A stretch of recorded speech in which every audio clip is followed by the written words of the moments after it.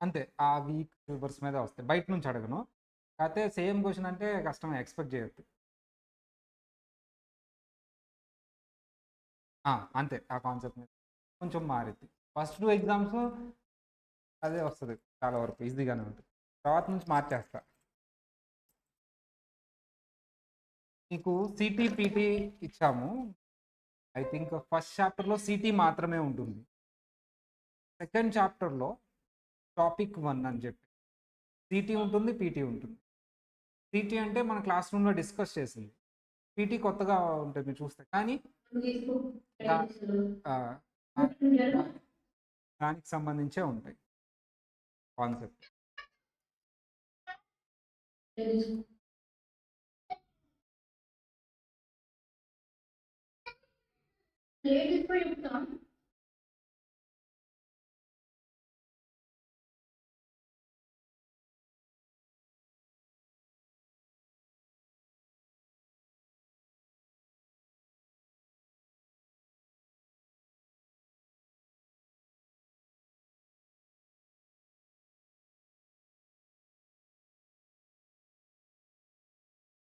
We have started with the preliminary work with the taxpayers data. First topic is a previous previous year's return. Previous year రిటర్న్స్ని మనం ఎందుకు చూడాలి అనేది point ఇక్కడ. First thing అందులో ఏమైనా మిస్టేక్స్ ఉంటే తెలుసుకొని ఎస్టిమేట్ చేస్తాం, మనం ఏం ఫిక్స్ చేయం. దానివల్ల ఏమవుతుందంటే ఆ మిస్టేక్ ఇంపాక్ట్ ఇయర్ ఉండొచ్చు కాబట్టి దానివల్ల యాక్యురసీ వస్తుంది, కంప్లీట్ కంప్లైన్స్. మనం ప్రీవియస్ ఇయర్ డేటా చూడాలనేది యాజ్ పర్ యాక్ట్ కూడా రిక్వైర్మెంట్. అలా కంప్లైన్స్ కూడా వస్తుంది. సార్ ప్రీవియస్ ఇయర్ ఇంపాక్ట్ ఉండే విషయాలు, కరెంట్ ఇయర్ మీద ఇంపాక్ట్ ఉండే విషయాలు ఏమేమి ఉంటాయి సార్ అంటే carry overs, net operating losses, carry tax credit carry overs like AMT and depreciation. What is this? ఏదో మిస్టేక్ కనిపెట్టావు నువ్వు, దాని ఇంపాక్ట్ ఉంది కరెంట్ ఇయర్, అవి rectify. What about the previous year? మనం ఎస్టిమేట్ చేస్తే సరిపోతుంది. దీని మీద కొన్ని ఎంసీక్యూస్ కూడా చూసాం, సిటీ రాసాం, పీటీ రాసాం. So what is the next topic? ఇది కూడా చూసాం, biographical information. Biographical information means personal information. ఏ పర్సనల్ ఇన్ఫర్మేషన్ నేను తీసుకోవాలి sir? Legal name, date of birth, వాళ్ళ residential status, marital identification number, dependent address, ID proof, IP PIN, ఇవన్నీ. SSN అంటే ఏంటో చూసాం. వచ్చి ఎవరికి మాత్రమే ఇస్తారమ్మా ఎస్ఎస్ఎన్? యుఎస్ సిటిజన్కి అండ్ లాఫుల్లీ పర్మిటెడ్ అయిన నాన్ సిటిజన్ ఏలియన్స్కి. అండ్ ఐటీఐఎన్ ఎవరికైతే ఎస్ఎస్ఎన్ రాదో వాళ్ళకి ఐటీఐఎన్ ఇస్తాం. ఐటీఐఎన్ ఇచ్చినంత మాత్రాన మీరు లీగల్ స్టేటస్, లివింగ్ స్టేటస్ వచ్చింది కాదు, వర్క్ పర్మిట్లు వచ్చినట్టు కాదు, ఇప్పుడు ట్యాక్స్ పర్. సార్ ఐపీపిన్ అంటే ఏంటి సార్? మీ నెంబర్స్ ఏవైతే ఉన్నాయో ఎస్ఎస్ఎన్ కానీ ఐటీఎన్ కానీ వాటిని ఎవరైనా థెఫ్ట్ చేయకుండా ప్రొటెక్ట్ చేసుకోవడానికి ఏదైతే ఉంటుందో పిన్, ఎవరైతే ఐఆర్ఎస్ వాళ్ళు ఇస్తారో దాన్ని ఐపీపిన్ అంటారు. అది 1 year వ్యాలిడిటీ ఉంటుంది. ఎవరైతే ఐడెంటిటీ థెఫ్ట్కి విక్టిమ్స్ ఉంటారో వాళ్ళు they can apply this ఐపీపిన్.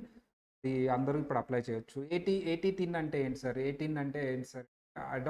Adoption talks pair identification number. ఈ ఫార్మ్స్ W7Aలో అప్లై చేసుకుంటాం. ఇది 2 years వ్యాలిడిటీ ఉంటుంది. ఎవరికి అప్లై చేస్తాం సార్? ఎవరికైతే ఎస్ఎస్ఎన్ కానీ ఐటీఎన్ రాదో, అడాప్షన్ చేసుకున్న చైల్డ్కి ప్రాసెసింగ్ కంప్లీట్ అవ్వదో వాళ్ళకి, మరి వాళ్ళు కూడా రిటర్న్ చూపించాలి కదా. అందుకని వీళ్ళకి టెంపరీగా 18 అనేది. ట్యాక్స్ పేయర్స్ బయోగ్రఫికల్ ఇన్ఫర్మేషన్ అనేది ఇన్కమ్ డేటా ఉండదు. ట్యాక్స్ పేయర్స్ మనం ఏదైనా రాంగ్ఫుల్గా ట్యాక్స్ పేయర్స్ రాంగ్ఫుల్గా డిస్క్లోజ్ మనకి లీగల్గా, క్రిమినల్ లయబిలిటీ మనం.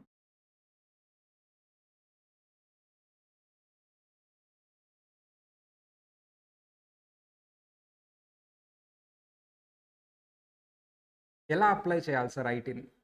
సార్ ఐటీన్ అనేది జనరల్ ఎస్ఎస్ఎన్ ఎవరికి రాదో వాళ్ళకి ఐటీని ఎలా అప్లై చేయాలి? Tax payers who need an individual tax payers identification number ఎవరికైతే కావాలో they have to a form file చేయాలి సార్ అంటే form W7. What is form W7A ఎక్కడ వాడతాం మరి?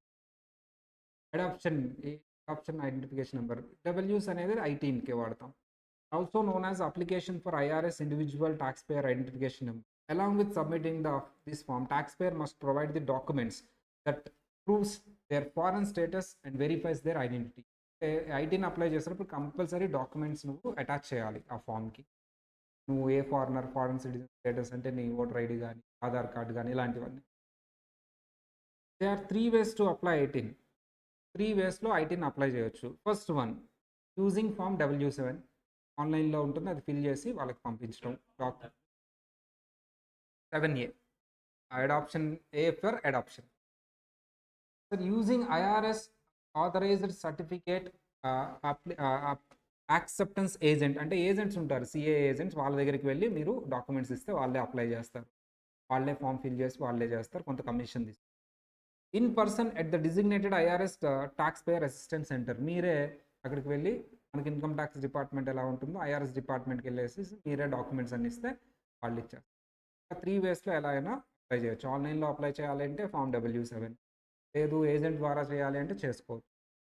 So taxpayer can engage the services agent ద్వారా మీరు చేసుకోవచ్చు. Service of CAA. సిఏఏ అంటే certified accept agent or certified acceptance agent to request ITIN. CAs can authenticate a passport or date of birth certificate for taxpayer from taxpayer who wants to request ITIN. వాళ్ళు కొన్ని documents తీసుకుంటారు, మీ దగ్గర passport proof అవన్నీ తీసుకుంటారు. Do not wish a mail do not wish to mail their original documents to IRS. All ITN expire unless they are renewed. Original documents ఏం అవసరం లేదు, మీరు మెయిల్ చేసినా సరిపోద్దు. ఈటీని అప్లై చేస్తూ ఏం చేసామమ్మా, కలర్ జిరాక్స్ తీసి notary same as it is అన్నీ అలాగే అడుగుతారు. నోటరీ చేస్తే చాలు colour xerox. All ITINs expire unless they are renewed. So వాళ్ళు మీరు కూడా అంతే, ఇయర్ రెన్యూ చేసుకోవాలి. 2000 కట్టారు కదా, కట్టారు. ఎంత పడింది? 1800 లోపు పడుతుంది. అది అది ఎవ్రీ ఇయర్ కట్టుకోవాల్సింది జనవరిలో. పాస్ అయిపోయింది అది మెంబర్షిప్. వాళ్ళు ఏంటంటే పాస్ అయితే కట్టక్కర్లేదని చెప్తారు కానీ భయపడతారు. పాస్ అయినప్పుడు మీరు కట్టినా సరే అది కనిపించదు మీకు. అది పెద్ద మ్యాటర్ కాదు 1800 పర్ ఇయర్ అనేది. Typically the process for obtaining and ITIN involves submitting and application of form W7. మళ్ళీ చెప్పిందే చెప్తున్నాడు అమ్మ పైన, W7 అప్లై చేయాలి. By mailing along with the tax payers initial tax return. Initial అంటే నువ్వు ఫస్ట్ ట్యాక్స్ రిటర్న్ ఏదైతే వేస్తావో దాంతోపాటు ఇది కూడా మీరు మెయిల్ చేయాలి form W7. This must be done on paper. The form W7 cannot be filed electronically. Electronically ఉండదు. జనరల్గా ఇనిషియల్ ట్యాక్స్ రిటర్న్ అప్పుడు ఏమవుతుందంటే ఐటీన్ రాదు అప్పటికి, కానీ నువ్వు ఫైల్ చేస్తున్నావు ట్యాక్స్ రిటర్న్తో పాటు. అప్పుడు నువ్వు ఏం చేయాలంటే ట్యాక్స్ ప్రింట్ తీయాలి. ప్రింట్ తీసి ఈ ఫామ్ కూడా ప్రింట్ తీసి దాన్ని సెండ్ చేయాలి. ఎలక్ట్రానికల్లీ ఉండదు. They are limited situations that foreign person may apply for ITIN without filing a tax return. Tax return file చేయకుండా ఐటీన్ కొంతమంది తీసుకుంటూ ఉంటారు, అది కూడా చాలా తక్కువ. Such as when claiming tax treaty benefits. వాళ్ళు ఏదో గవర్నమెంట్ ఆఫీషియల్స్ ఇటు వచ్చారు, ట్యాక్స్ పెట్టారు, వాళ్ళకి రిఫండ్ ఇవ్వాలి. Providing ITIN for reporting purpose for to the third party such as bank and financial. ఫారెన్లో నాకు బ్యాంక్ అకౌంట్ ఓపెన్ చేయాలనుకుంటున్నాను, ఐటీని అడుగుతారు. ఈ రిటర్న్ ఫైలింగ్కే కాదు, డిఫరెంట్ సిచ్యువేషన్స్లో ఐటీన్ అని యూజ్ చేస్తారు with hold purpose. SSN bank account open pan ఎలాగా సేమ్ మన పాన్ ఎలా అయితే వర్క్ అవుతుందో సేమ్ అలా అదే రీతిలో వర్క్ అవుతుంది. What is the IRS form to be used to apply for ITIN? ITIN apply చేయడానికి ఏ ఫామ్ యూజ్ చేయాలి? Form 1128, form 3115, form W7, form 5112. Simple, మీరు ఆన్సర్ కరెక్ట్గా చెప్తారు కానీ నేను క్వశ్చన్ అడగను. మరి ఏ ఫామ్ 1128 దేనికి? ఆన్సర్ రైటే, is the right answer. Form 1128 దేనికి? నేను ఆల్రెడీ చెప్పా, change in accounting period. Right. Form 3115 change in accounting method. Form 5112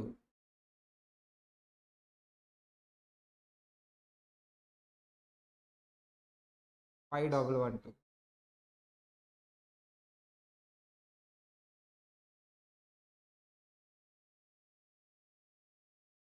చెప్పలేదా? నేను చెప్పా, చెప్పలేదంటున్నా. సరే క్లూ ఇస్తా. 18.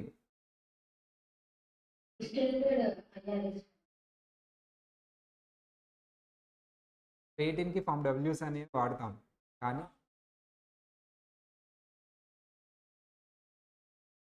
5112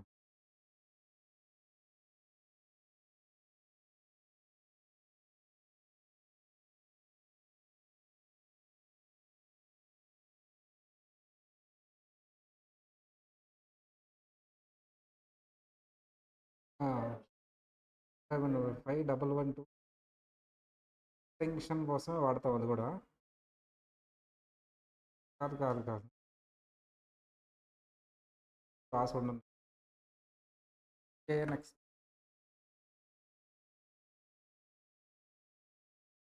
ఐపీ పిన్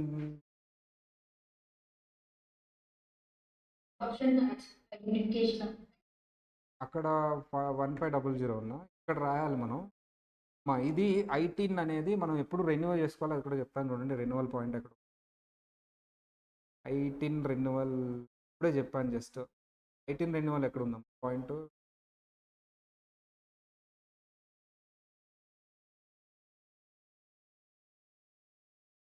ఎక్కడుంది ఆ point,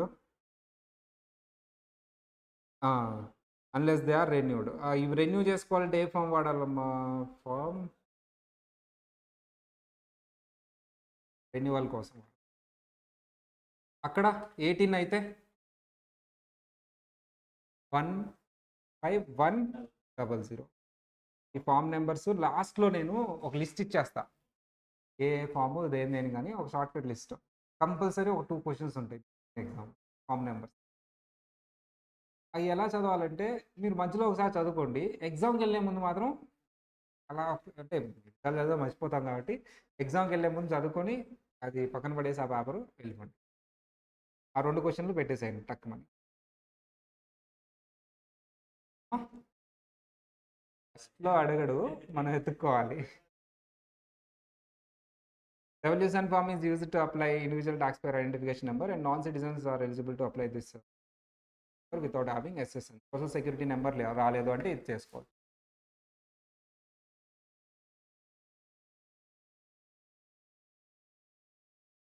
special rules for a deceased child. ఇది సింపుల్ పాయింటే కానీ మీకు వేరే చాప్టర్లో లింక్ అయి ఉంటుంది. ఆ కాన్సెప్ట్ చెప్తాను. చైల్డ్ ఉంటే మనం డిపెండెంట్ కింద క్లెయిమ్ చేసుకోవచ్చు. చైల్డ్ ఉంటే మనం డిపెండెంట్ కింద క్లెయిమ్ చేసుకోవచ్చు ఆ ఎక్స్పెన్స్. సార్ మరి ఇక్కడ చైల్డ్ అలా పుట్టి అలా చనిపోయారు అదే ఇయర్లో, వేరే ఇయర్లో అయితే ఇయర్కి నేను డిపెండెంట్ కింద క్లెయిమ్ చేసుకుంటా, అప్పుడు ఏంటి అనేది point. If child burns and dies with in the same tax year and is not granted an SSN, the taxpayer may still claim the child as dependent. నేను తర్వాత వేరే చోట లింక్ చేసుకుంటాను, ఎస్ఎస్ దగ్గర లింక్ చేస్తాను. ఈ డిపెండెంట్ అనేది child ఉంటేనే క్లెయిమ్ చేసుకోవచ్చు. చైల్డ్ పుడితే చాలు సార్, కంపల్సరీ పుట్టాలి. ఒక రోజు ఉన్నా సరిపోతుంది, ఆ రోజు చనిపోయిన ఒక రోజు ఉన్నా 1 hour ఉన్నా సరిపోతుంది. అప్పుడు మాత్రమే డిపెండెంట్ క్లెయిమ్ చేసుకోవచ్చు, deduction. The tax return must be filed on paper with a copy of birth certificate or hospital medical record attach. ఎందుకు ఇక్కడ ఈ కాన్సెప్ట్ చెప్తామంటే మనం వీళ్ళకి SSN ఉండదు, ITN ఉండదు, అందుకని ఏం అటాచ్ చేస్తాం, copy of birth certificate, medical record attach. The birth certificate must show the child was born alive, ఉండాలి, బతికే పుట్టి ఉండాలి. And still born infant does not qualify. ఏంటమ్మా still born infant, still born infant does not qualify. Born infant అంటే ఏంటంటే మనకి completely delivery అయిన తర్వాత ఏంటంటే చైల్డ్ అంటాం, బేబీ అంటాం. ఇప్పుడు ఇన్ఫాంట్ కడుపులో ఉన్నారు, పుట్టలేదు, వాళ్ళను డిడక్షన్ కింద క్లెయిమ్ చేసుకోవడం. పొట్టలోనే చనిపోయారు, అబార్షన్ అయింది, వీ కాంట్ క్లెయిమ్. కంపల్సరీ చనిపోయి కాబట్టి బతికే ఉండాలి. పొట్టలో చనిపోయిన ఇన్ఫాంట్కి ఇవ్వము. And the tax payer should enter the word died. అంటే ITN నెంబర్ దగ్గర ఏ వర్డ్ ఎంటర్ చేయాలమ్మా, నెంబర్ ఎంటర్ చేయం, డైడ్ ఎంటర్ చేస్తాం in the space of the SSN number of the tax return. ఆ పిల్లోడు ఎవరైతే డిడక్షన్ ఆ బేబీది ఉందో అక్కడ డైడ్ అనేది. జనరల్గా మనం ఈ దుబాయ్ వాళ్ళకు కూడా రిటర్న్ వేసేటప్పుడు వాళ్ళకి ITN ఇవి ఉండవు, వాళ్ళ ట్యాక్స్ ఉండదు కాబట్టి అక్కడ మనం రిటర్న్ తీసుకోదు, ఏం ఎంటర్ చేయకపోతే. అక్కడ నాట్ అప్లికబుల్ ఎంటర్ చేస్తాం. ఇండియాలో అయితే జనరల్ ఇండియన్లో రిటర్న్ వేసేటప్పుడు అక్కడ సంబంధించిన ITN అవి ఉంటుంది. ఈ US వాళ్ళకి ఉంటాయి అవన్నీ, దుబాయ్ వాళ్ళకి ఇవ్వడు, అప్లై చేయాలి. మనం ఏం చేస్తాం, నాట్ అప్లికబుల్ టైప్ చేస్తాం. అలా ఇది కూడా డైడ్ అని రాస్తాం. సరే, record keeping requirements for individual. సరే, ఏమైనా రికార్డ్స్ మెయింటైన్ చేయాలా, కంపల్సరీ మెయింటైన్ చేయాలి. It is responsibility of tax payer with or without assistance of a tax preparer to maintain a copies of their tax returns and related records for as long as necessary for administering federal tax. Generally చెప్పాలంటే who are responsible to maintain the records? Tax preparer or tax payer? ఎవరి responsibility అమ్మా? Auditor responsibility, client responsibility? Client. Tax payer. కానీ మీరు tax preparer help తీసుకోవచ్చు, fees pay చేసి అతను maintain చేసినా ఇబ్బంది లేదు. జనరల్లీ దాన్ని క్విక్ బుక్స్లో అవి మెయింటైన్ చేస్తూ ఉంటారు ఇండియాలో, అవి కూడా ఉంటాయి. And typically it is required that taxpayer certain copies of their tax returns and supporting documents for the at least 3 years for either the date they are filed or due date, whichever is later. 3 years maintain చేయాలనేది. ఎక్కడి నుంచి maintain చేయాలి sir? ఇది మళ్ళీ తర్వాత detail వస్తుంది, but ఒకసారి అర్థం చేసుకోండి, ట్రై చేయండి. From either the date that was filed or due date, whichever is later. ఇప్పుడు ఎక్స్ప్లెయిన్ చేస్తాను, మళ్ళీ తర్వాత కూడా ఎక్స్ప్లెయిన్ చేస్తానమ్మా.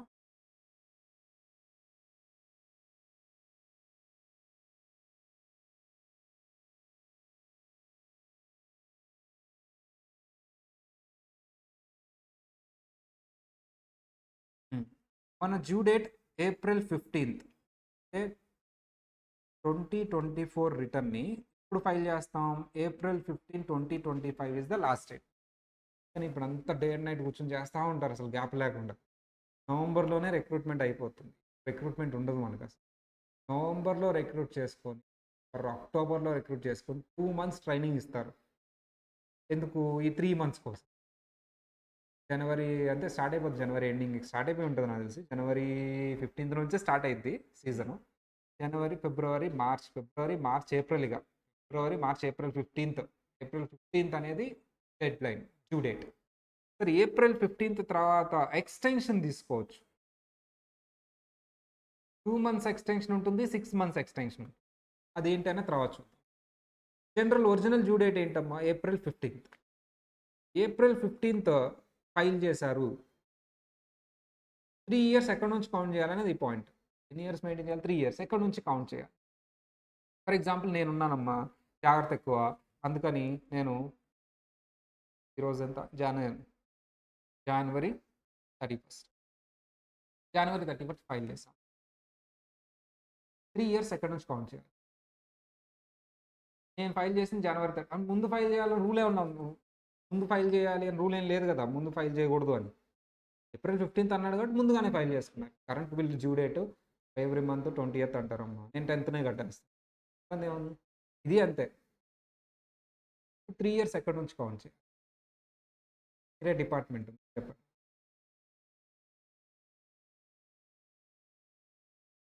ఏ డేట్ నుంచి 3 years కౌంట్ చేయాలి?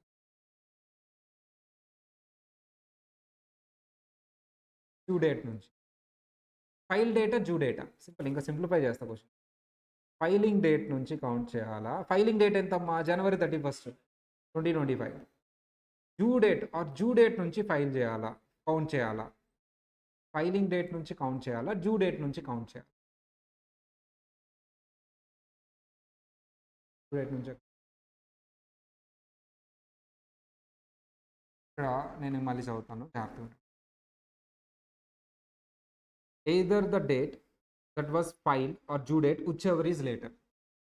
ఇప్పుడు ఎలా ఉంటుంది సార్ అంటే,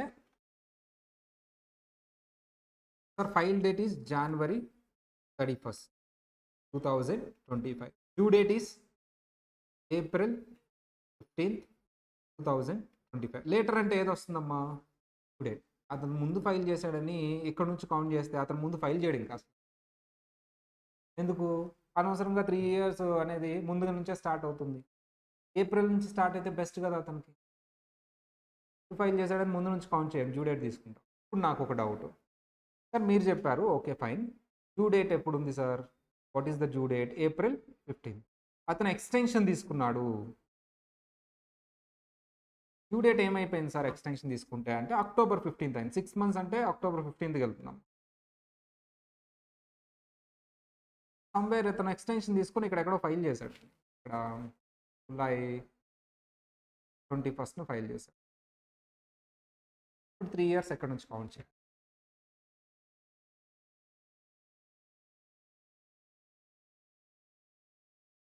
April 15th extension due date ఇప్పుడు అక్టోబర్ 15th అయింది. నిజానికి మన విచ్ ఈజ్ లేటర్ అంటే ఫైల్ డేట్ డ్యూ డేట్ అంటే file date 21st 2025 due date వచ్చేసేసి మన న్యూ డ్యూ డేట్ ఏమైపోయిందమ్మా, ఇతను డ్యూ డేట్ మారిపోద్ది అక్టోబర్ 15th రావాలి. కానీ అప్పుడు ఫైల్ డేట్ తీసుకుంటాం. ఏప్రిల్ 15th ఎక్స్టెన్షన్ తీసుకుంటూ ఫైల్ డేట్ అనేది తీసుకోండి. ఏప్రిల్ 15th లోపు ఫైల్ చేస్తేనే తీసుకోవాలి. ఏది file date or due date whichever is later అనేది. ఏప్రిల్ 15th దాటి ఎక్స్టెన్షన్ తీసుకున్న వాళ్ళకి due date is irrelevant, take the file date. అది తర్వాత నేను లింక్ చేస్తాను. If no specific guidelines set by IRS how these records should be kept, but individuals are advised to maintain good records for server purpose. ఇలా maintain చేయి, records maintain చేయని IRS వాళ్ళు ఏం చెప్పలేదంట. ఆ ఇండివిజువల్ సరిగ్గా మెయింటైన్ చేయాలి ఏవైతే డీటెయిల్స్ ఉన్నాయో. These includes identity, source of income ఏంటి, కీపింగ్ ట్రాక్ ద ఎక్స్పెన్సెస్ ఏంటి, పొటెన్షియల్ డిడక్షన్స్ ఏంటి, documents of cost and improvements made to the properties, and sustaining items such as tax returns case of audit, and aiding the accurate preparing future tax returns. చెప్పాలంటే everything, sales records, purchase records, కాల business అయితే పాత year tax records, audit information, and మేము ఏమైనా properties కొంటే ఆ properties సంబంధించిన invoices, దానికి ఏమైనా ఖర్చు పెడితే డెవలప్మెంట్ దానికి సంబంధించిన డాక్యుమెంట్స్ ఇవన్నీ మెయింటైన్ చేయాలి. In case of IRS audit is responsible of the tax payer to provide the proof and documentation for the claimed expense. అందరినీ వెరిఫై చేయదు ఐఆర్ఎస్. ర్యాండమ్గా కొంతమంది పిక్ చేసి ఎక్స్పెన్సెస్ క్లెయిమ్ చేసుకున్నావు కదా దానికి ప్రూఫ్ చూపించమంటే చూపించాలి. ఎవరు responsible? For responsible to maintain a books of accounts, the tax payer is responsible. Even tax professional prepares and signs the tax return, the taxpayer is only ultimately responsible for the accuracy of his own return. Sir అతను tax ప్రిపేరర్ని engage చేసుకున్నా సరే అందులో ఏమైనా mistakes ఉన్నా లేకపోతే penalties పడినా అన్నిటి పడినా సరే ట్యాక్స్ పేయర్ ఎవరైతే ఉన్నారో అతనే. ట్యాక్స్ ప్రిపేరర్ జస్ట్ ప్రొఫెషనల్ అంతే. IRS allows the taxpayer to maintain records in that way. It will help to determine the correct tax. Compulsory no tax calculation records అన్ని మెయింటైన్ చేయాలి. Electronical records are acceptable as long as taxpayers can reproduce the records in a vegetable format. Electronically కూడా save చేసుకోవచ్చు సిస్టమ్స్లో, కానీ నువ్వు మళ్ళీ అడిగినప్పుడు అది చూపించగలిగి ఉండాలి. Necessary records that all taxpayers should keep including items related to ఏమేమి మెయింటైన్ చేయాలి సార్? ఫామ్ W2 కావలేదు, ఫామ్ 1099 ఇంకా అవ్వలేదు, bank statements, pay slabs, brokerage statements, schedule K1. కానీ చెప్తాను ఫామ్ W2 అంటే ఏంటి? యుఎస్లో ఎలా ఉంటుందంటే ఇండియాలో కొంతవరకు ఉంటుంది. యుఎస్లో వాళ్ళు నీకు మనీ ఇచ్చేటప్పుడు కంపల్సరీ ఫామ్ ఒకటి అంటే డిపార్ట్మెంట్కి ఇదిగో ఈ వ్యక్తికి ఇంత ఇస్తున్నానని చెప్పేసి ఒక ఫామ్ ఫిల్ చేసి వాళ్ళకి ఫైల్ చేసి నీకు ఆ ఫామ్తో పాటు మనీ ఇస్తారు. ఇండియాలో అలా జరిగిద్ది. శాలరీ అలాగే ఇస్తారు. టీడీఎస్ డిడక్ట్ చేసి గవర్నమెంట్కి నీకు ఎంత శాలరీ ఇస్తున్నానని చెప్పి అందులో ఇంత టీడీఎస్ డిడక్ట్ చేసి, కానీ నువ్వు పనిలో పెట్టుకున్నావు వేజ్లో ఆర్ ఇంట్రెస్ట్ ఇస్తున్నారు, ఇలాంటి అన్నింటికి టీడీఎస్ అప్లై అయితేనే ఇండియాలో అలా చేస్తారు. టీడీఎస్ అప్లై అవ్వకపోతే ఎలాంటి ఫామ్స్ ఇవ్వరు, గవర్నమెంట్కి చెప్పరు, ఇచ్చేస్తారు. కానీ యూఎస్లో మ్యాక్సిమం అన్ని టైప్స్ ఆఫ్ పేమెంట్స్ ఒక కంపెనీ చేస్తుందంటే కంపల్సరీ వాళ్ళకి ఒక ప్రూఫ్ ఇవ్వాలి గవర్నమెంట్కి చెప్పి.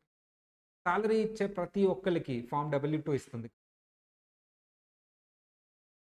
ఆ ఫామ్ W2లో ఎంత శాలరీ ఇచ్చారో అది మీరు కంపల్సరీ రిటర్న్లో చూపించాలి. అందుకంటే తక్కువ చూపిస్తే ఆల్రెడీ గవర్నమెంట్ దగ్గర ఫామ్ W2 రికార్డ్ ఉంటుంది కాబట్టి దొరికిపోతారు. శాలరీ కాకుండా వేరే పేమెంట్స్ ఉంటాయి. ఏంటవి? ఇంట్రెస్ట్, కమిషన్, డివిడెండ్, ఇవన్నీ. వాటన్నిటికీ ఫామ్ 1099 ఇస్తారు. దాని పక్కన ఒక తోక యాడ్ చేస్తారు. డివిడెండ్ అయితే DIV అని, ఇంట్రెస్ట్ అయితే INT అని. ఇలా అంటే మీకు వచ్చే ప్రతి ఇన్కమ్కి ఇదిగో ఈ ఫామ్ W2 ఫార్మాట్. కానీ తక్కువ అయితే మళ్ళీ రాదు ఫామ్. ఫర్ ఎగ్జాంపుల్ ఇంట్రెస్ట్ ఉంది, $10 కంటే తక్కువ ఇంట్రెస్ట్ పే చేసేటప్పుడు 1099 ఇవ్వడు. $10 కంటే ఎక్కువ అయితేనే ఇస్తాడు. అలా ఈ రెండింటి గురించి ఒక సమరీ చెప్పాను. ఫామ్ W2 అంటే ఏంటి అంటే నువ్వు క్లయింట్ని రిటర్న్ ఫైల్ చేసేటప్పుడు ఈ ఫామ్స్ అడిగి తీసుకోవాలి. ఇన్కమ్ వచ్చింది అంటేనే ఈ ఫామ్స్ ఉంటాయని కదా అతని దగ్గర. పే చేసి ఆయన ఈ ఫామ్స్ ఇచ్చి ఉంటాడు. ఇవ్వలేదు అంటే చాలా తక్కువ అనేది $10 ఫామ్స్ అవి. అవన్నీ మెయింటైన్ చేయాలి. ఎవరు మెయింటైన్ చేయాలి? Taxpayer. Pay slips, pay slabs కానీ or bank statements, brokerage statements, schedule K1 కూడా షెడ్యూల్స్ కూడా ఉంటాయి, తర్వాత చెప్తాను. బిజినెస్ అయితే and sales slips, expenses like sales slips, invoice కానీ, credit card statement, cancel cheques, proof of payments, and return communication from qualified charities donation చేస్తే, donation bills. Form 1098 to support mortgage interest and real estate tax paid అనమాట. Paid home purchase చేస్తేనేమో and sale అయితే closing statement, హెచ్యూజీ statement, purchase and sale. సింపుల్గా చెప్పాలంటే ప్రతి document అన్ని main. Investment సంబంధించి brokerage statements, mutual funds 1099 DIV చెప్పాను కదా, డివిడెండ్ వస్తుంది. జస్ట్ ఒకసారి చదవండి, మనకు అన్ని తర్వాత వస్తాయి. ఇప్పుడు ఫార్మ్స్ గురించి చూద్దాం. కొన్ని ఫార్మ్స్, ఈ ఫార్మ్స్ కొంచెం ఇంపార్టెంట్, అంటే ఈ ఫార్మ్స్ మిగతా ఫార్మ్స్ కూడా ఇంపార్టెంటే, కాకపోతే ఈ ఫార్మ్స్ మనం బాగా గుర్తుపెట్టుకోవాలి. ఫార్మ్స్ అనేవి గుర్తుంటే మనకి ఎక్కడొచ్చినా సరే ఐడెంటిఫై చేసి రాసేయచ్చు. 1040 is very important form. Individual. Basic tax forms for individuals. Form 1040. Form 1040 is a primary tax form used by the US tax preparer to file their annual income tax return. The Form 1040 includes 3 numbered schedules. ఇది individuals. Key point underline చేయాల్సింది ఏంటి sir అంటే, నేను individuals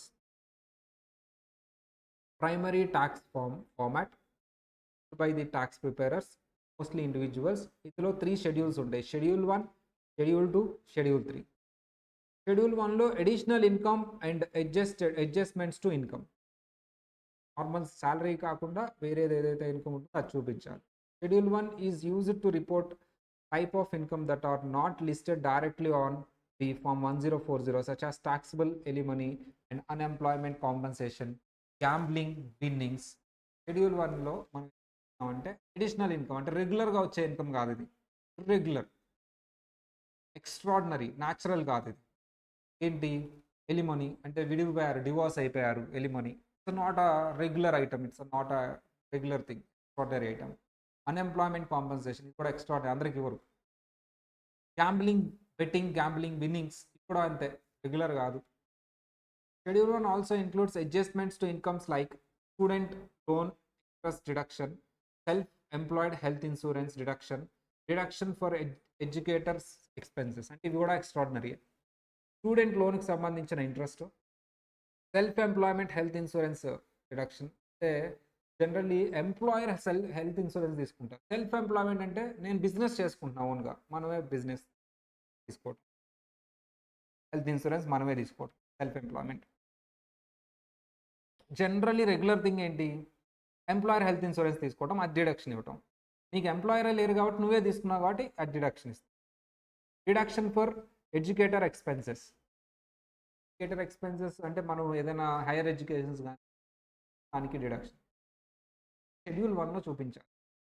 incomes అంటే extraordinary incomes, expenses అంటే ఇదిగో ఇవి irregular. Next schedule 2, additional taxes. Schedule 2 is used to report additional tax owed such as alternative minimum tax, already చెప్పుకున్నాం మనం, అసలు నాకు ట్యాక్సే పడదు, మినిమం కొంత ట్యాక్స్ పే చేయాలి. Self employment tax or household employment tax తర్వాత వస్తుంది మనకి, మనం ఓన్గా బిజినెస్ చేస్తున్నప్పుడు ట్యాక్స్ కట్టాలి. Additional credits and payments. Schedule 3 has 2 main sessions. Schedule 3లో అడిషనల్ క్రెడిట్స్, పేమెంట్స్ ఉంటాయి.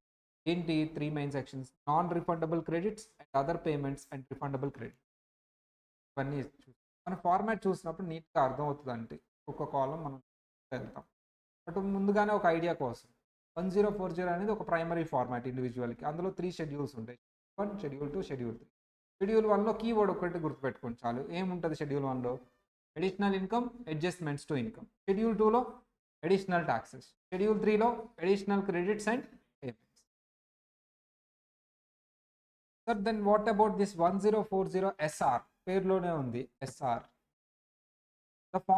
This form is specially for use the seniors whose age 65 or above.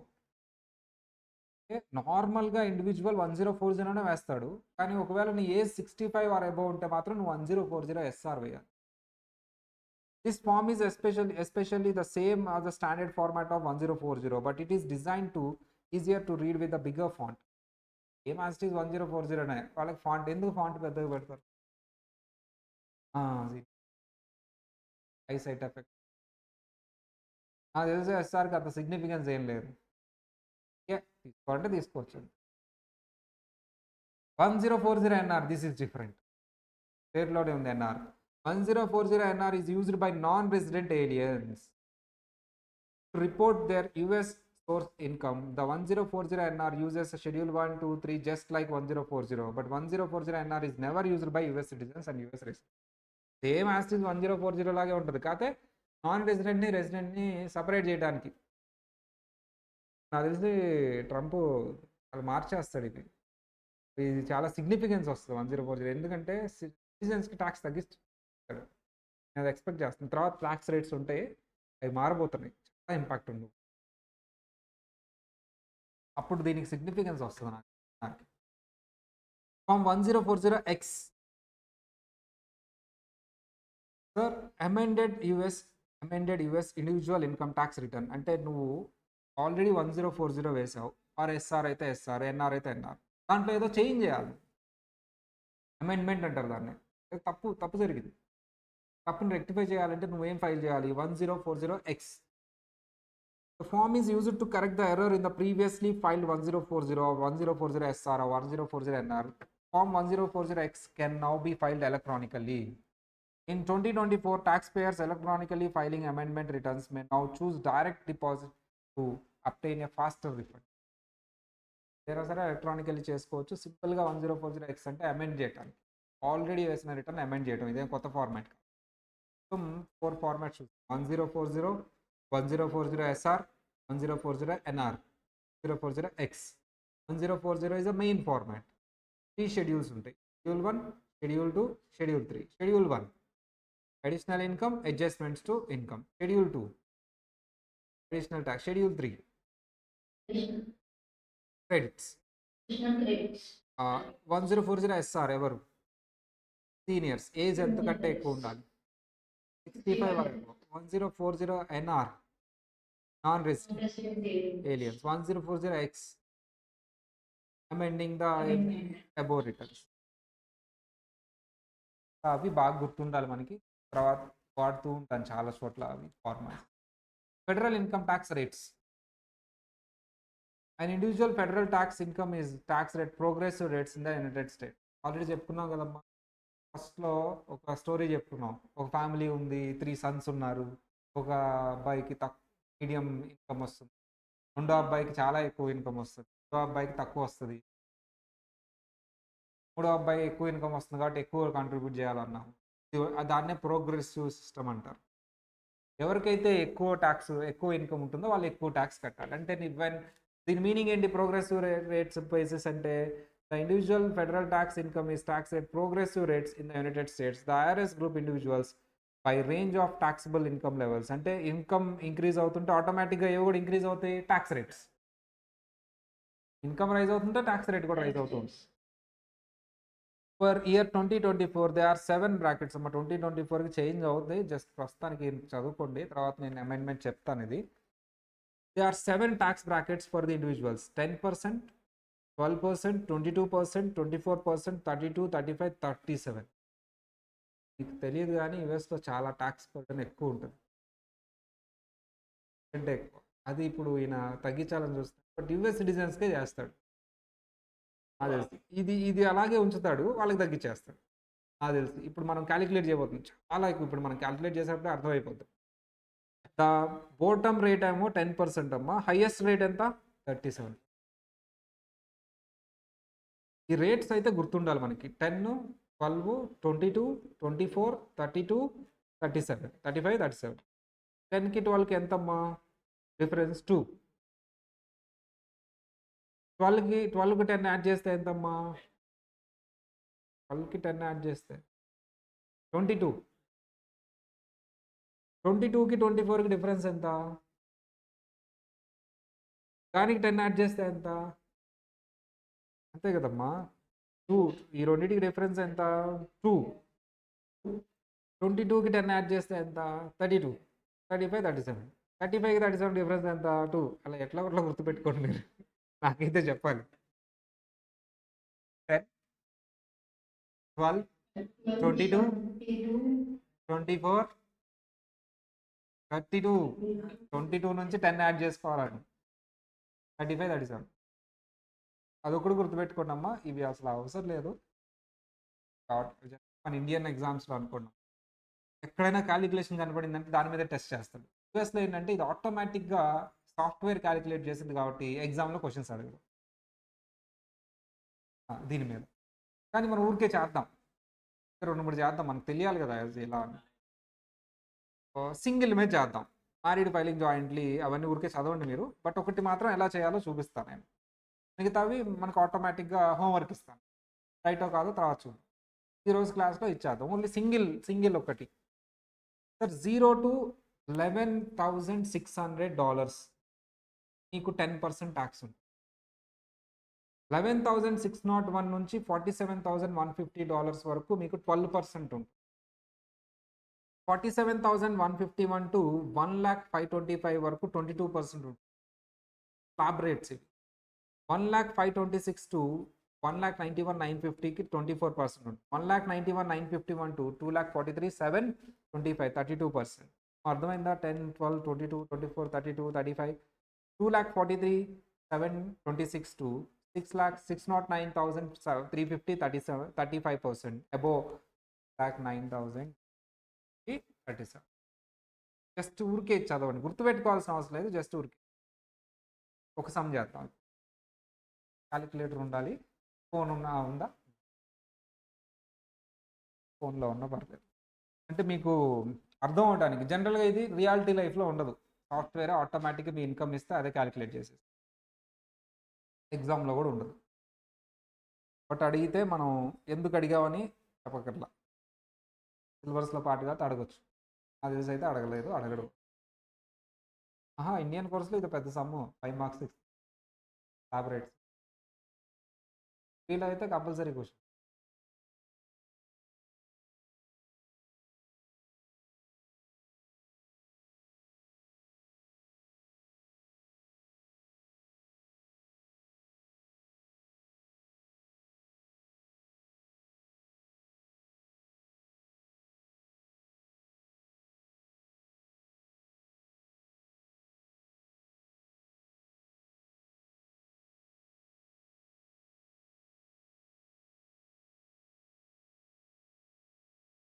Mister A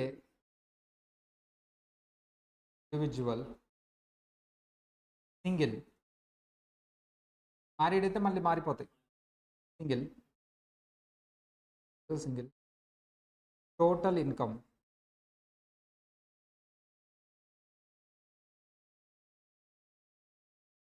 dollars.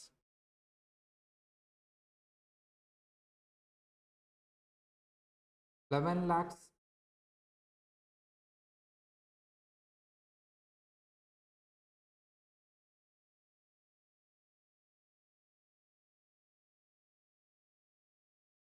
$1,125,000. Calculate tax. 1,125,000. Okay, question రాసుకోండి. Note చేశారా? 1,125,000. ఓకేనా?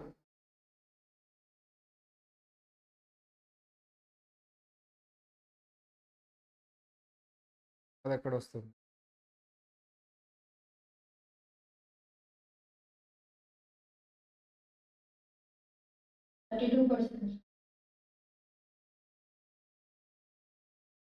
$1 million. మీరు millions మళ్ళీ millions చెప్పాలి మళ్ళీ, మీకు థౌజండ్స్ వేరు, మిలియన్స్ వేరు.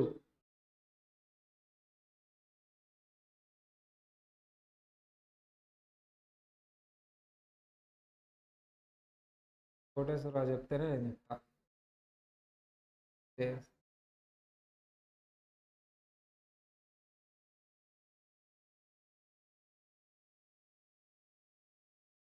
ఎక్కడ గురించి ఏం ఆలోచిస్తాం?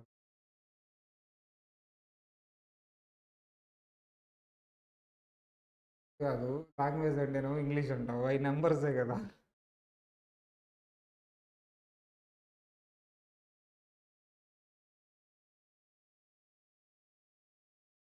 నాకు అదంతా తెలియదు, అది ఎక్కడ వస్తుంది ట్యాక్స్ ఎంత.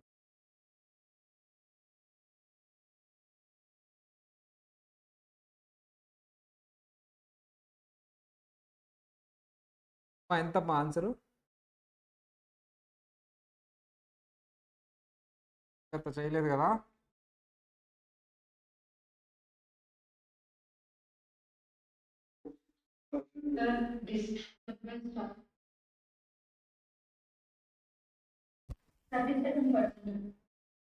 ఎంత ఆన్సర్?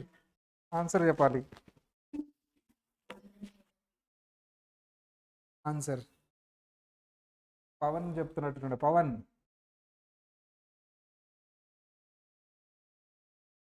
పవన్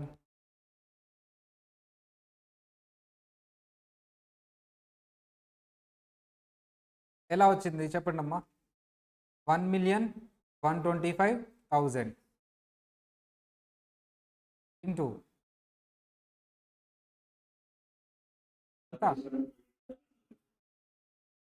37%. డైరెక్ట్ క్యాలిక్యులేటర్లో పర్సంటేజ్ నొక్కొచ్చు, లేదా ఎంత వచ్చింది ఇది? 41,500. ఇది ట్యాక్స్.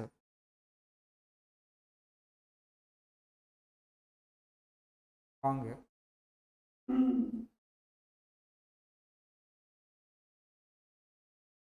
ఈ స్లాబ్ రేట్స్ అమ్మా. అంటే 30 బిలియన్స్ ఉన్నా సరే, 100 బిలియన్స్ ఉన్నా సరే, 0 to 11,600 10%. స్లాబ్ రేట్ ఫస్ట్ 11,600 మీద నేను 10% ట్యాక్స్ తీసుకుంటా. ఫ్లాట్ రేట్ కాదు. ఫ్లాట్ రేట్ అంటే ఏంటి? మొత్తం మీద ఈ పర్సంటేజ్ అని. ఇది ఫ్లాట్ రేట్స్ కాదు, స్లాబ్ రేట్స్. మనకి ఎంత ఇన్కమ్ ఉన్నా ఫస్ట్ 11,600 మీద 10% తీసుకుంటాం ట్యాక్స్. అతను ఎవరైనా ఆల్ ఓవర్ యూఎస్ఏ ఎవరైనా సరే వాళ్ళు 11,600 మీద 10% తీసుకుంటాం. నెక్స్ట్ 11,601 to 47,150 ఈ బ్రాకెట్లో ఎంత ఇన్కమ్ ఉంటుందో చూడండి. 47,150 మైనస్ 11,600 చేయాలి. 601 చేయకూడదు, 601 కూడా కౌంట్ అవ్వాలి కాబట్టి 47,150 మైనస్ 11,600 అనాలి. 601 మైనస్ చేస్తారు. 601 మైనస్ చేస్తే 1 రూపీని తీసుకోకుండా ఉంటాం. 1 రూపీని కూడా తీసుకోవాలి కాబట్టి 600 మైనస్ చేయాలి. 35,550 అది 12%. ఫస్ట్ 11,600 మీద 10%, 35,550 మీద 12%. ఇప్పుడు చేయండి అమ్మా ఆన్సర్. ఇప్పుడు చేయండి ఆన్సర్.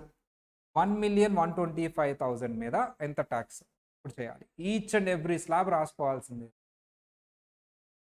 చేయాల్సిందే. అన్ని స్లాబ్స్ వస్తాయి. ఈచ్ అండ్ ఎవ్రీ స్లాబ్ రాయాల్సిందే. స్లాబ్ రేట్స్ ఇవి, ఫ్లాట్ రేట్ కాదు. ఫ్లాట్ రేట్ కాదు, స్లాబ్ రేట్. అంటే ఏంటి సార్? సార్ మీరందరూ ఏమనుకున్నారు? 6 lakhs కంటే అబోవ్ ఉంది కాబట్టి 37లో వస్తుందని మొత్తానికి 37 వేశారు. అది ఫ్లాట్ రేట్ అలాగుంటాయి కాదు.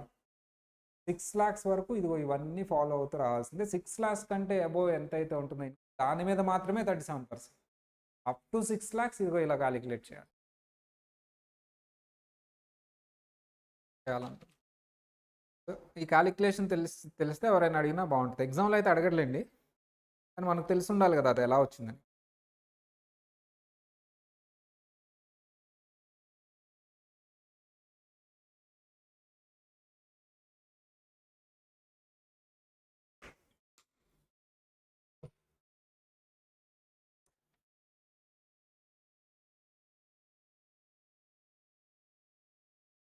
ఈ బ్రేక్ టైం కూడా తీసేసుకుంటున్నాను నేను.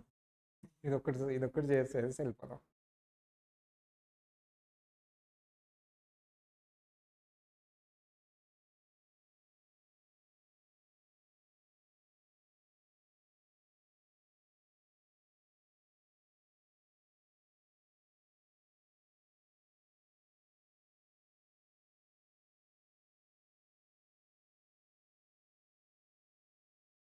నేను కూడా చేస్తాను మీతో.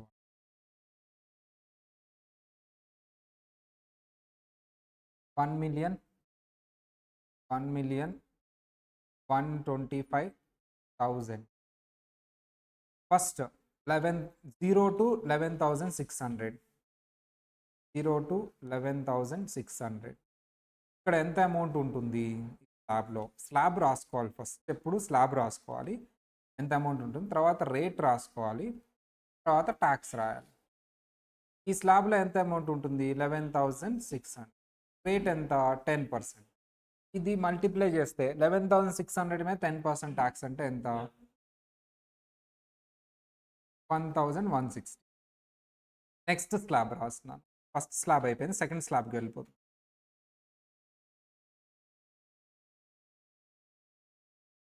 1 2 11,601. 601 కూడా కౌంట్ చేయాలి, దాన్ని మైనస్ చేసేటప్పుడు జాగ్రత్త చేయాలి.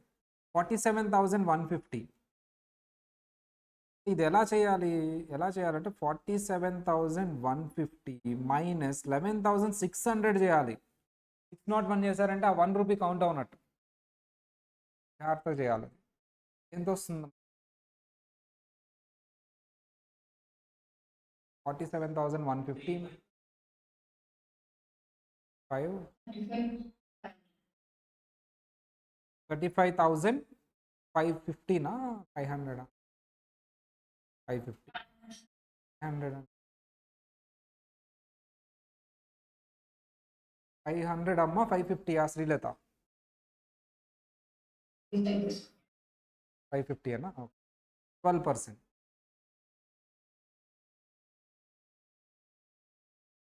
Go to number 3, slab number 3. 47,151 to 1,100,525. 47,151 to 100,525. Same ఇది కూడా ఇంతే. 100,525 మైనస్ 47,150 ఎంత వస్తుంది ఈ బ్రాకెట్లో? 5337 5 5 33. ఓకే, మిగతా వాళ్ళు చెక్ చేయాలి క్యాలిక్యులేషన్స్. 53,375. ఎంత పర్సంటేజ్ ఇక్కడ? 22%.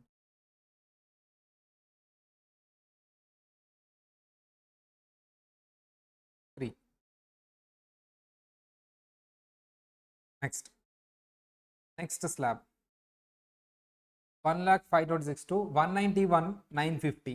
191,950. 191,950. 191,950.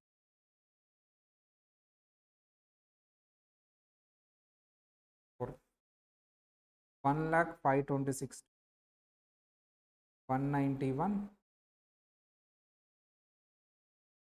ఈ బ్రాకెట్లో మనకి ఎంత ఇన్కమ్ ఉంటుంది? 191,950 మైనస్ 1,05,25.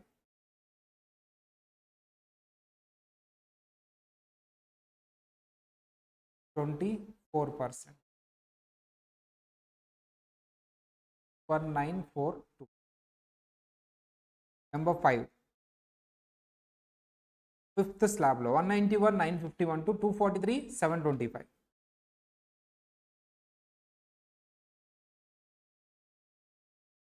43,725.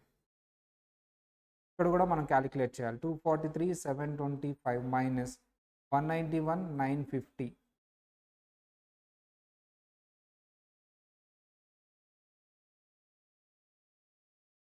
ఎంత percentage? 32%. 1656.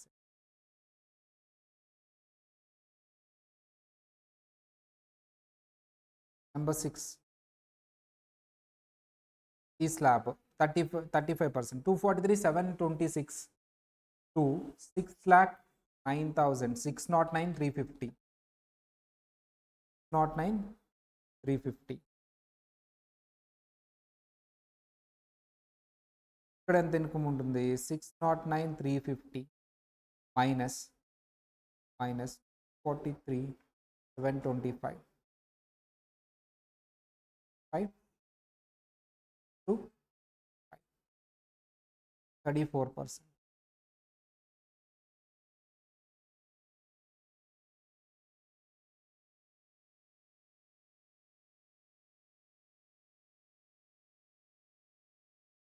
Next one, last one, above 609,351. ఇది మనం క్యాలిక్యులేట్ చేయాలి ఇప్పుడు.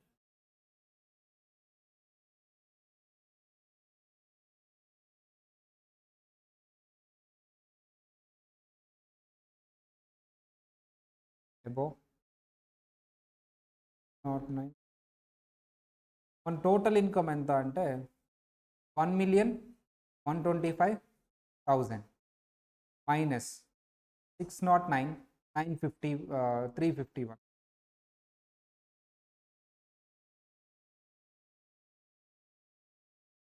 350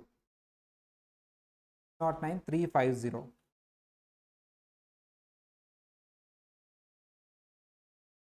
515,650 37%.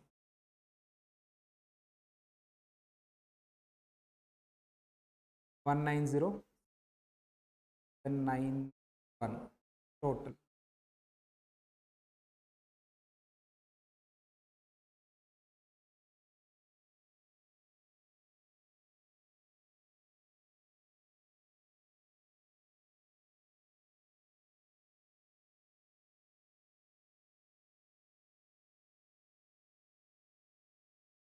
Sir, 35% sir. 35 అమ్మ, 35 మారుతుందా? 796.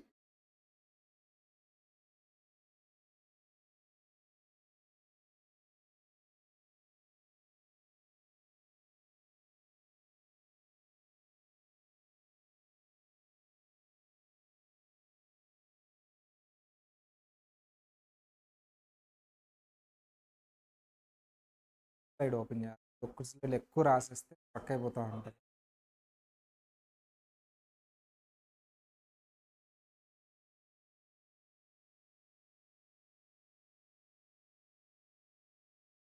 వన్ టూ సెవెన్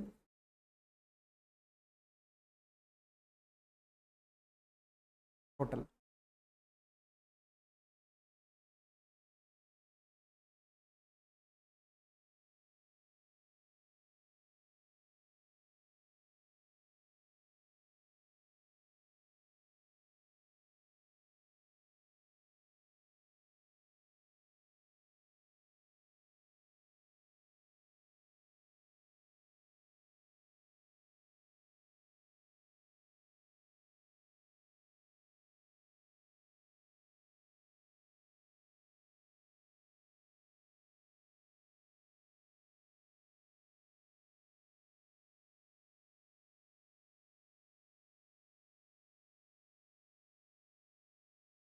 రాద్దాం.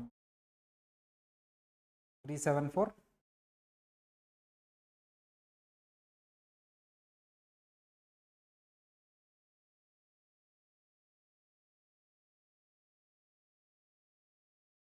ఒక హోంవర్క్ ఇద్దాం.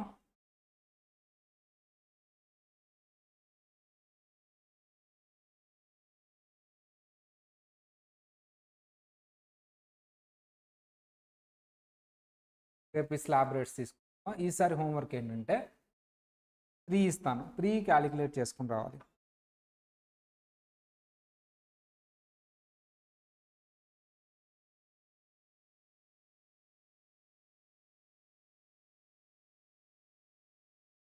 వన్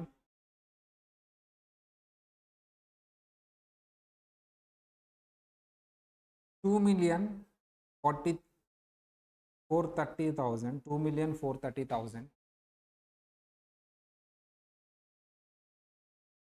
433,500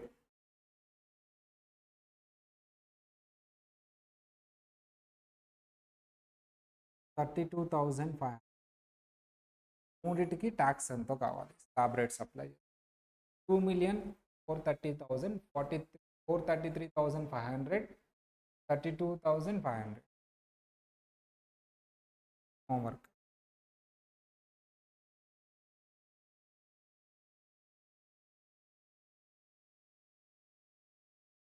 ఓకేనా? దీని మీద ఎగ్జామ్లో ఏం అడగడమ్మా.